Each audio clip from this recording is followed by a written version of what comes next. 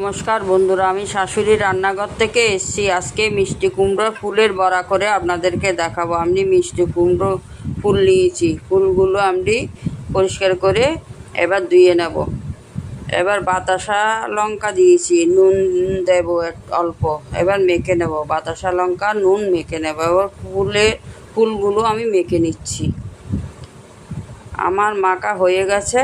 এবার নারকেল কোড়া দিয়েছি, এবার আদা বাটা দিয়েছি, ধনিয়া পাতা দিয়েছি, বেসন দিয়েছি অল্প।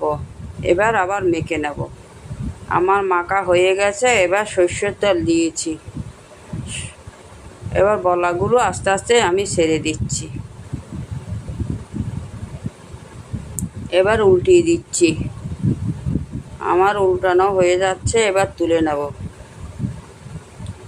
আমার বড়া ভাজা হয়ে গেছে। আপনাদের যদি ভালো লাগে লাইক কমেন্ট শেয়ার করে দেবেন। জয় গুরু।